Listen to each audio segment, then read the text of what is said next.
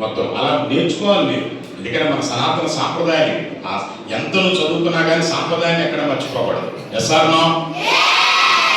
ఇప్పుడు నాకు అందరూ మాట ఇవ్వాలి, ఐదు మాటలు ఇవ్వాలి. ఇస్తారా?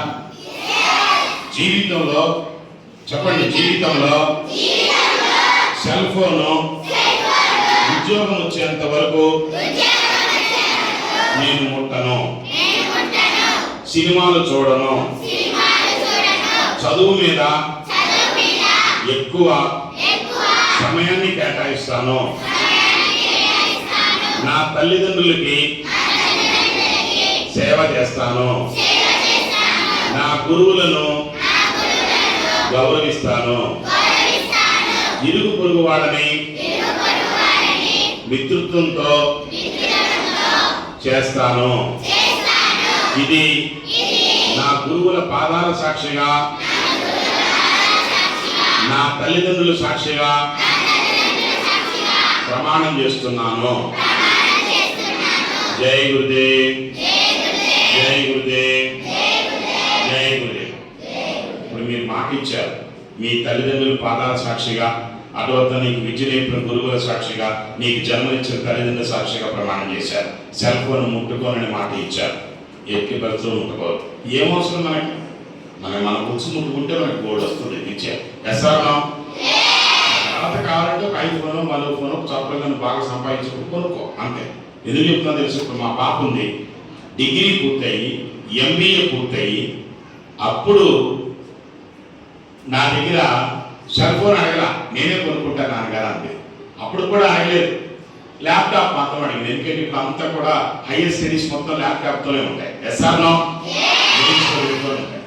కానీ degree 3 gold medals, MBA 4 gold medals. తను ఆల్రెడీ ఉద్యోగం చేస్తూ ఆడిటర్ కింద జాబ్ చేస్తూ, పైగా ఇప్పుడు సిపిఏ చదువుతుంది. అంటే సర్టిఫైడ్ పబ్లిక్ అకౌంటెన్సీ అని చెప్పిన ఒక మంచి కోర్సు, అమెరికన్ కోర్సు, ఇది మన ఇండియన్ కోర్సు కాదు. ఆ కోర్సు చేస్తూ ఉద్యోగం చేస్తూ చదువుతూ ఉన్నాయి. అర్థమవుతున్నారు? ఎందుకు అనుకున్నాను? చదువు మీద ఇంట్రెస్ట్ అని. నేను చదువుకుంటాను నాన్నగారు ఏడ్చింది. నేను నాన్నగారు మీకు అన్నం పెడతాను, చదివించున్నాను, నేను చదువుకుంటాను, నేను అన్ని గోల్డ్ మెడల్ తెచ్చుకున్నాను కదా అంది. ఇతడు వాడి తపన చూసి, వాడి ఏడుపు చూసి కాదని లేక మళ్ళీ చదివిస్తున్నాను. అర్థమవుతుంది? వాషింగ్టన్ కన్సల్టెన్సీ పెట్టుకొని చదువుతాం. మ్యారేజ్ అయింది. మ్యారేజ్ మధ్యలో వీళ్ళు చేసుకుంటామని చెప్పి వేరే వాళ్ళు వచ్చారు. వస్తే చూసా ఆ సాంప్రదాయం బాగుంది, మ్యారేజ్ చేశారు. మ్యారేజ్ చదివి చేసుకున్నా కానీ ఇప్పుడు ఇంకా చదువుతూనే ఉన్నాయి. ఎందుకంటే పట్టుదల, చదువు మీద తనకి ఇంట్రెస్ట్. మీకు ఆటలు అంటే ఇంట్రెస్ట్, సెల్ ఫోన్ చూడటం అంటే ఇంట్రెస్ట్, టీవీ చూడటం అంటే ఇంట్రెస్ట్, సీరియల్ చూడటం అంటే, తను చదువు అంటే ఇంట్రెస్ట్. పాపం ఏం చేయమంటారు? నేను చదువుకుంటాను అందరూ చదువుకున్నాను అన్ని. ఎక్కడికి వెళ్ళా, నువ్వు నాన్నగారు నేను 2 గోల్డ్ మెడల్ కొడతాను నాన్నగారు అంటే గోల్డ్ మెడల్ కొట్టేస్తాను. ఇంక వేరేదో ఉండదు. చదువు చదువు చదువు చదువు తక్కువ. నీకేం తక్కువ? ఎందుకు నేను మాట చెప్తున్నాను కదా సార్, స్కూల్లో ఒక క్లాస్ రూమ్లో ఒక 20 మెంబర్స్ ఉన్నారు, 20 to 30 మెంబర్స్ అనుకోండి. ఒకరికి ఇద్దరికి మాత్రమే 100 మార్క్స్ వస్తాయి, 90% వస్తాయి. మిగతా వాళ్ళందరికేమో 50, 60, 70% వస్తాయి. అంటే వాడు 60%, 70% చదువుతున్నాడు, మిగతా 30% వాడు చదవటల్లా. అందుకని వాడికి అంత పర్సెంటేజ్ వస్తుంది. వాడు 100% 100% మార్క్స్ చదువుతా చెప్పలేండి తల్లి. చెప్పండి, లోపాలు ఎవరైనా ఉన్నాయి? మీయే లోపాలు. మీరు మాపితే ఆటోమేటిక్గా మార్పు వస్తున్నాయి అంతే. ఇప్పుడు నా బిడ్డలాగా మీరు ఎందుకు చదువుకోడు? నా కూతురు బంగారం అండి, మొత్తం బ్రహ్మాండంగా చదువుతుంది. నేనేనాడు చదవను అలా, కానీ నీకు ఎట్లయితే ఎగ్జాంపుల్ చెప్పాను చెప్పుకుంటూ వచ్చాను. నీకేం మాట్లాడా నానా, నేను యూనివర్సిటీ గోల్డ్ మెడలిస్ట్ని చూసావు కదా, ఆ పైన ఉన్న ఖాళీ ఎందుకున్నావు, నీ గోల్డ్ మెడల్స్ ఉండాలి పైన. నా కూతురు ఎప్పుడు నాకంటే ఉన్నతంగా ఉండాలి అని ఇన్స్పిరేషన్ ఇచ్చేవాడు.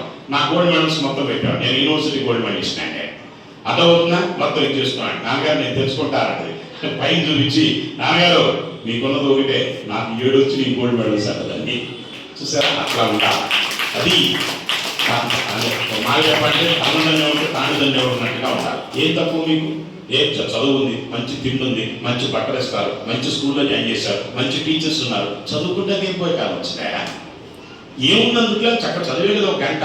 ఇంట్లో పనిచేసి జీతగాడితో పోలిస్తే నీకు పెద్ద కష్టమే ఇవ్వలేక ఆ పొద్దున అనగలేసి గేదెలు మరి ఇచ్చేసుకొని పేనకన్ను తీసి గడ్డి పోసుకొచ్చుకొని పుడిది పెట్టి గేదెలకు అన్ని ఇచ్చేసి పాలు పితికి ఎంత పని చేస్తారండి?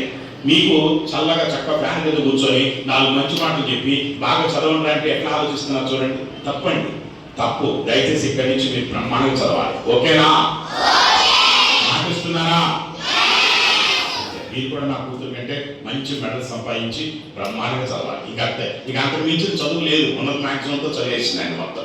ఇక అంతే, నాన్నగారు ఇంకేమైనా ఉన్నాయా అంటే ఇక పిహెచ్డీ తప్ప ఇంకేం లేదమ్మా, మీకు దండం పెడతా వద్దులేరు, ఇంక చదువు నాకు చాలా ఉద్యోగం చేసుకున్నాను చెప్పా. లేదు నాన్నగారు, నాకు మంచి ప్యాకేజ్ కావాలి, అక్కడ వరకు నేను చదువుతూ ఉంటా, జాబ్స్ మారుతూ ఉంటాను, నీ ఇష్టం అమ్మా. ఎప్పుడైతే నీ ఇంట్లో నీ పిల్లలు అలా ఉంటారో పెద్దవాళ్ళకి చాలా హ్యాపీ ఉంటుందండి. ఎందుకంటే నీకు వేరే ఆలోచన ఉంది. మా తల్లిదండ్రులకి ఆస్తులు ఎవరంటే పిల్లలేనండి. తల్లిదండ్రుల ఆస్తులు ఎవరు? మీరు అనుకుంటారు అక్కడ ఆస్తుంది ఇక్కడ ఆస్తుంది, ఈ కాదు ఆస్తులు, మీరే మాకు ఆస్తులు. అందమైన ఆరోగ్యంతో తిరిగితేటగల బిడ్డలు ఉంటే ఆస్తులు ఎందుకు, ఇంకా పిల్లలే ఆస్తులేండి. ఎస్ఆర్నో తల్లిదండ్రులకి అట్లా ఆస్తులు అవుతారా లేదా? మాటిస్తున్నారా? ఇంట్లో గెలుపు కూర్చొని చదవండి అంతే. నాకు ఈ అవకాశం ఇచ్చిన మా ప్రిన్సిపల్ గారికి, అలాగే డైరెక్టర్ రాంబాబు గారికి, అలాగే ఆయన తల్లి గారికి, ఇక్కడ చేసిన టీచర్స్కి అందరికీ హృదయపూర్వక ధన్యవాదాలు తెలియజేస్తూ సెలవు తీసుకుంటానండి. జై గురు, జై గురు, జై